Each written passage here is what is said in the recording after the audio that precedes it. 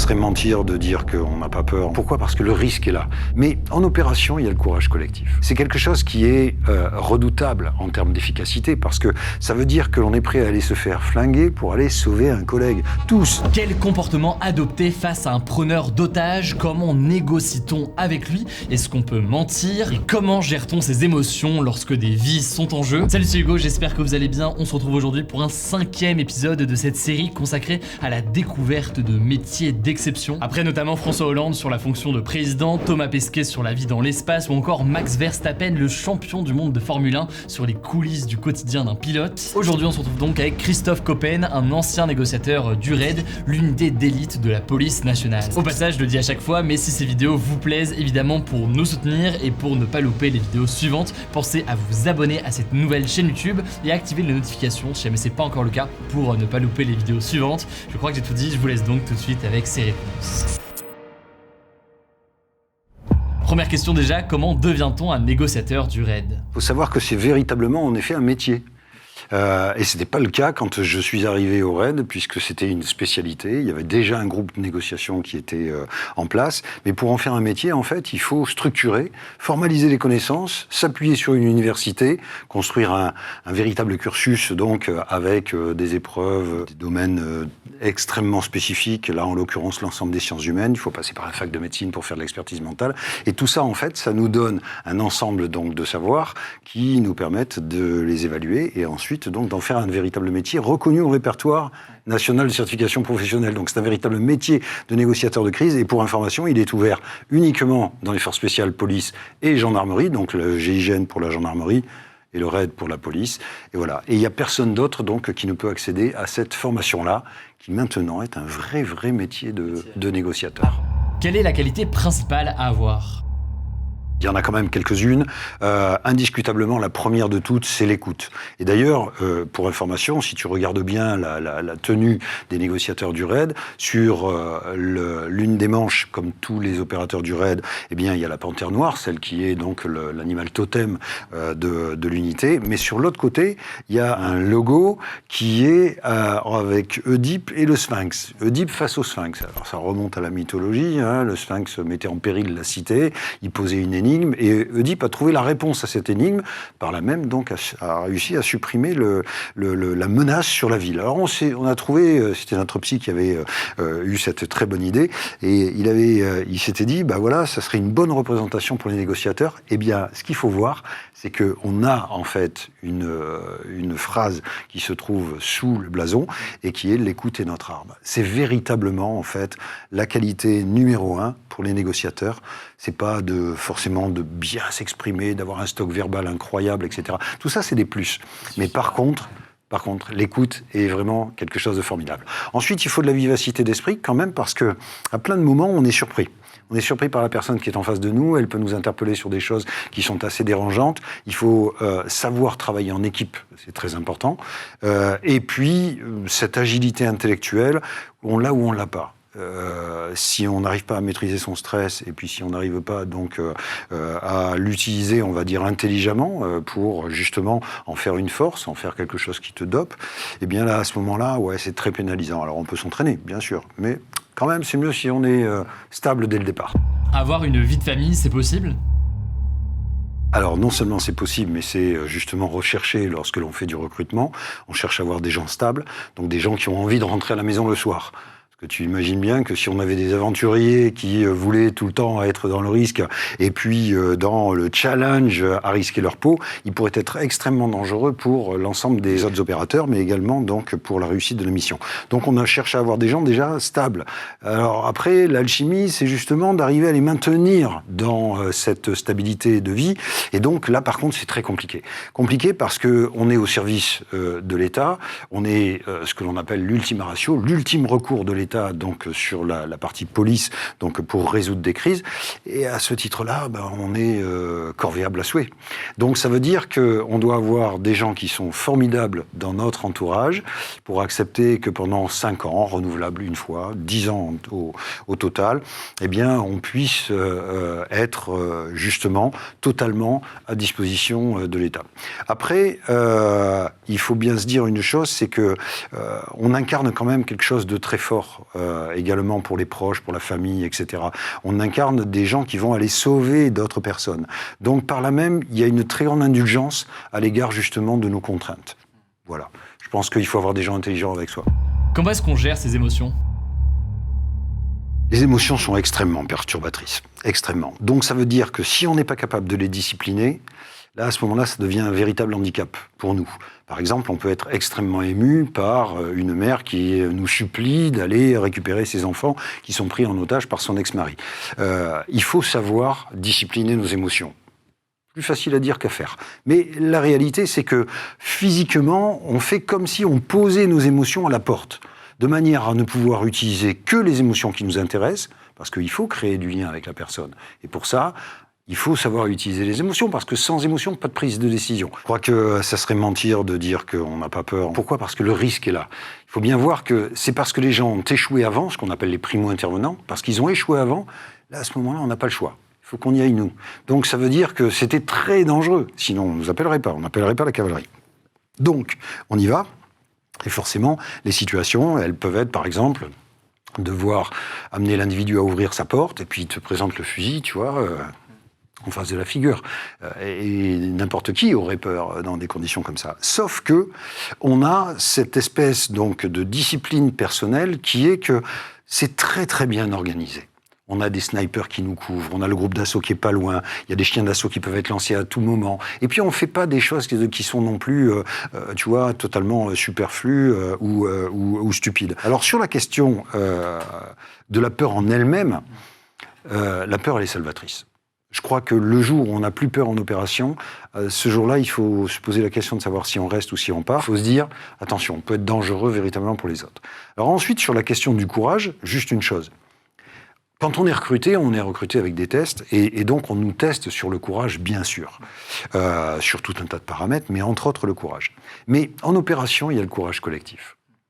C'est quelque chose qui est redoutable en termes d'efficacité, parce que ça veut dire que l'on est prêt à aller se faire flinguer pour aller sauver un collègue. Tous, quelle que soit la fonction, que ce soit un technicien, un opérateur d'intervention du groupe d'assaut, que ce soit un négociateur ou le médecin urgentiste, n'importe qui, en fait, sera prêt à aller sous le feu pour pouvoir sauver un collègue.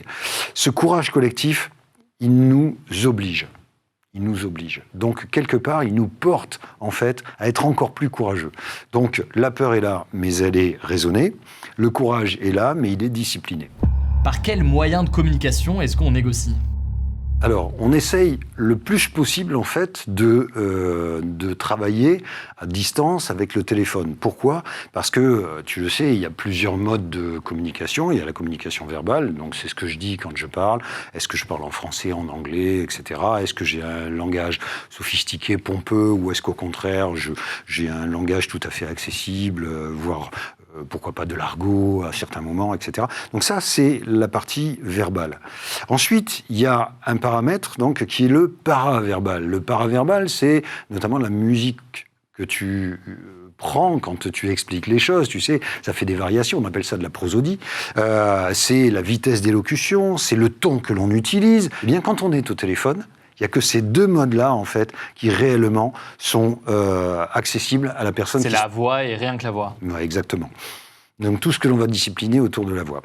Le troisième mode de communication, c'est le non-verbal. Et là, par contre, tu ne peux pas tricher. Quand tu as peur, ça se voit. Ça se voit à ta figure, ça se voit, tu vois.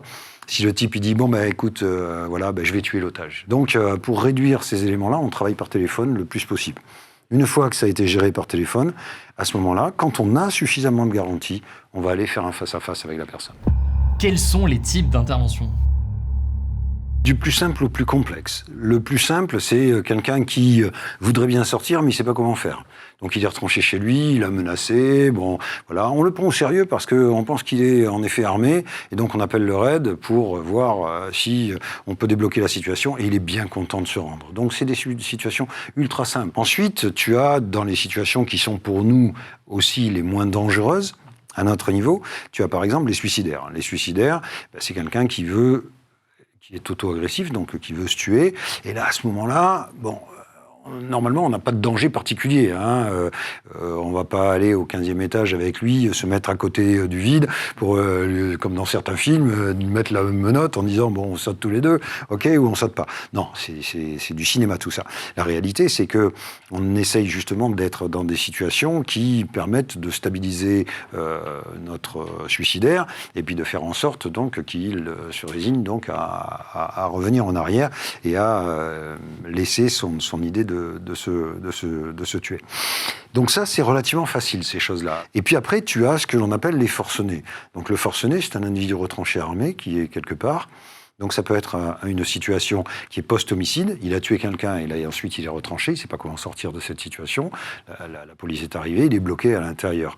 Et souvent, en fait, ça peut déraper sur du suicide derrière. Tu peux avoir également un forcené de combat, ce qui est le plus fréquent. Et là, à ce moment-là, ce sont des gens qui ont une détermination absolue parce qu'ils en ont marre de se faire avoir, parce qu'ils en ont marre qu'on les floue, que la société les malmène, etc., qui ont décidé en fait de se battre. Et donc là, c'est très très compliqué parce que souvent, ils sont jusqu'au boutiste. Donc là, on sait très bien qu'on peut y laisser des plumes face à ce genre de choses. Donc ça, c'est pour la partie forcené, retranché, armé, seul. Et puis, tu as tout le volet, plus exactement, des prises d'otages.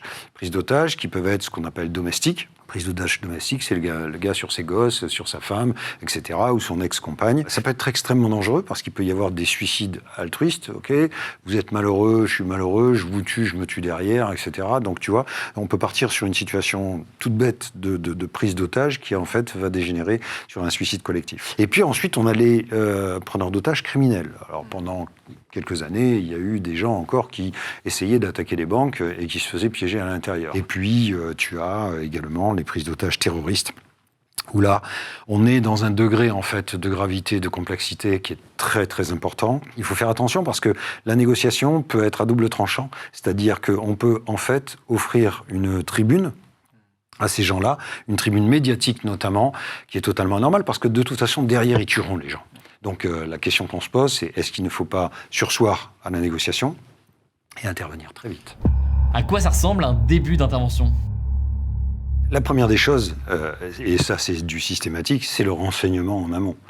Parce que plus tu vas récupérer du renseignement, plus tu vas pouvoir avoir une stratégie intelligente par rapport à ton auteur. Vraiment quelque chose que l'on doit particulièrement bien soigner. Deuxièmement, il y a des personnes qui sont autour potentiellement de cette personne en crise, si c'est la famille, ou si c'est des témoins, ou des choses comme ça, ou des gens qui ont pu s'échapper de la prise d'otage. Ces gens-là vont nous renseigner sur le mode opératoire, sur le comportement de la personne, peut-être sur son identité. Et si on a l'identité, à ce moment-là, tout un tas de choses sur le profil médical, psychologique, psychiatrique.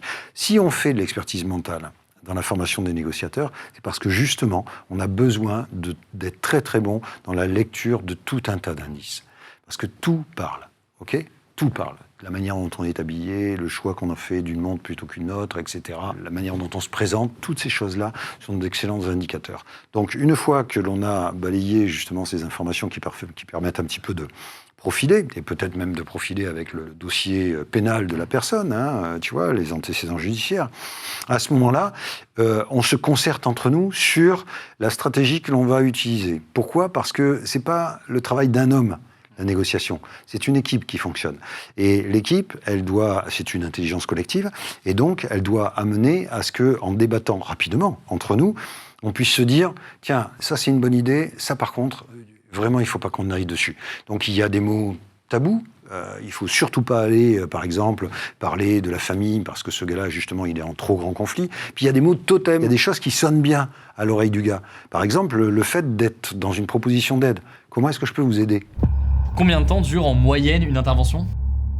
C'est extrêmement aléatoire, mais on a fait quand même des statistiques là-dessus. On sait qu'en moyenne, du temps où j'étais en fonction comme patron des négociateurs, on avait un forcené qui était résolu en 4 heures.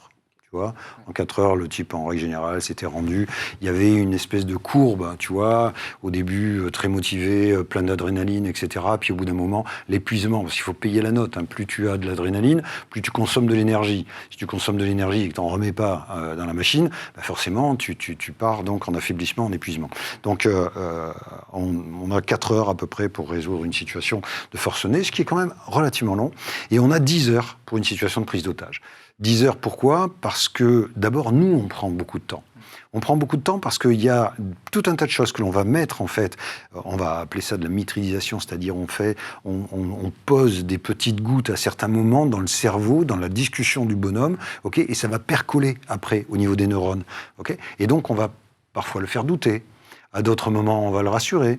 À d'autres moments, on va lui proposer quelque chose de totalement incongru. Et là, il va être, tu vois, dans une espèce de perturbation cognitive. Il ne sait pas, au fond, ce qu'il doit faire, etc. Et le temps de résignation, à partir du moment où il a un levier qui est celui des otages, ce temps-là est long. Le temps de résignation, tu vois, c'est le sien. C'est pas le nôtre. Il ne faut pas qu'on nous dise, les gars, dans 2 heures, il faut que ça soit résolu, la prise d'otage. Et quelles sont du coup les grandes techniques de négociation qui existent ? La communication avec une personne en crise, c'est déjà arriver à comprendre quel est son besoin. Et tu vois, ça prend du temps. Pourquoi ? Parce qu'il fait toujours des demandes. Je veux ça, je veux pas être expulsé, je veux que ma femme revienne à la maison, par exemple, hein, ce genre de choses. Ouais, d'accord, mais enfin, c'est pas possible, ce genre de choses. Hein. S'il a une décision d'expulsion, il est expulsé, point la ligne. S'il paye pas un loyer depuis 2 ans, l'huissier, il a posé le cadre. Hein. Voilà. Donc, par contre, quel est le besoin ? Est-ce que son besoin, c'est réellement de récupérer de garder son appartement ? Il sait qu'il l'aura pas. C'est une fausse demande, c'est un paravent. La réalité, c'est qu'il veut faire en sorte qu'on le respecte, par exemple. Tu vois ? Donc cette notion de respect est plus importante que tout. Donc, je vais travailler sur le respect, sur cette notion de respect avec lui, et non pas sur la demande. Est-ce qu'on peut négocier avec des terroristes ? D'expérience, parce qu'on a beaucoup fréquenté les unités spécialisées, les unités spéciales qui étaient sur ces profils-là terroristes. On est tous convaincus d'une chose, c'est que soit on a l'obligation de neutraliser très vite la personne, auquel cas les négociations peuvent servir de prétexte, mais il y a plein de situations également où c'est intéressant d'obtenir des infos également pendant la négociation, parce que peut-être qu'après on les aura plus. Il peut lâcher des choses qui sont intéressantes parce que la police judiciaire, elle, va exploiter l'ensemble des éléments. Et donc, on a des gens qui peuvent faire des confidences à certains moments qui ne feraient plus après pendant l'enquête. Donc ça peut être un élément qui est intéressant. Et puis ensuite, il faut donner sa chance également à la possibilité de sortir vivant. On comprend mieux des processus d'adhésion, tu vois, d'endoctrinement. Et on comprend également qu'on a plein de préjugés, et que ces préjugés, ils sont faux. Tu vois ? On pourrait s'imaginer que le type, il fréquente une mosquée radicale pendant 3 ans, il fait il rentre de plus en plus de services, etc. Non, pas du tout. Des fois, la conversion, elle se fait en 15 jours, quoi. Il y a une blessure narcissique, le type, là, se dit, tu sais pas, je vais aller avec les autres. Voilà. Je sais qu'ils font des coups, je vais avec eux. Peut-on mentir quand on négocie ? Alors, si tu penses négociation commerciale, oui, le mensonge est utilisé quand tu fais du one-shot. À ce moment-là, il y a souvent du mensonge par omission. J'oublie de te dire que, par exemple, si tu achètes une imprimante, les cartouches coûtent super cher, et puis il y a très peu de quantité à l'intérieur, et ça va te revenir pour une fortune. Tu vois, elle vaut pas cher, mais en même temps, tu vas payer très cher. En revanche, sur la négociation avec l'humain, au sens large, gestion des conflits, négociation criminelle, bien sûr, négociation familiale et tout ça, le mensonge est vraiment la pire des solutions. La pire des solutions parce que menteur une fois, menteur tout le temps. Et à partir du moment où tu as trahi quelqu'un, la rupture de confiance qu'il y a entre vous est terrible. Alors, souvent, on peut se retrouver entraîné à mentir parce qu'on est un peu pris au dépourvu, etc. Il faut s'excuser dans ces cas-là. Bon, j'ai merdé. J'aurais pas dû dire ça, j'aurais pas dû raconter une ânerie, je suis désolé, je savais pas quoi répondre, c'est venu spontanément parce que j'avais honte. Et là, à ce moment-là, ça peut être admissible, si tu veux, que tu aies menti, parce que tu fais une reconnaissance de ton mensonge. Tu fais l'aveu, en fait, d'une faiblesse particulière, et l'erreur est humaine. Ok, pas de souci. En revanche, si tu mens sciemment sur une situation interpersonnelle, là, à ce moment-là, c'est catastrophique. Moi, je le déconseille très fortement. Hein. On peut tout dire. Il suffit de trouver le bon moment et la bonne manière de dire. Quel est le pourcentage de réussite ? On fait plus de 350 opérations, je l'ai dit. On avait 80% de taux de résolution par la négociation. Ça veut dire que tout ce que l'on avait été chercher dans l'ensemble des sciences humaines et que l'on avait aggloméré ensemble pour en faire une méthode, C'était particulièrement efficace. Ça veut dire donc qu'on avait, à coup sûr, quasiment, 8 fois sur 10, la bonne compréhension de ce qu'était la problématique, la bonne approche, le bon timing. Lorsqu'une personne se rend, qu'est-ce qui se passe après ? Il est important, en fait, que tout ne s'arrête pas au moment où la personne est interpellée ou elle se rend. Le négociateur a besoin d'aller voir la personne, a besoin de discuter, a besoin de montrer que c'était pas des histoires, tu vois, du flanc, là, ce qu'on avait fait, les heures que l'on a passées ensemble. Vraiment, je suis intéressé par le problème. Et souvent, on valorise le fait que la personne se soit rendue, en disant, c'est bien, c'était une bonne solution, voilà, donc tu vas pouvoir t'expliquer maintenant, les enquêteurs vont être là, ce sont des gens bien, tu verras, ils vont vraiment prendre les éléments. Ça soulage quand même grandement la personne. Merci beaucoup pour ton temps, c'était très très intéressant. Hugo. C'était passionnant. Eh ben écoute, j'espère que ça donnera des vocations.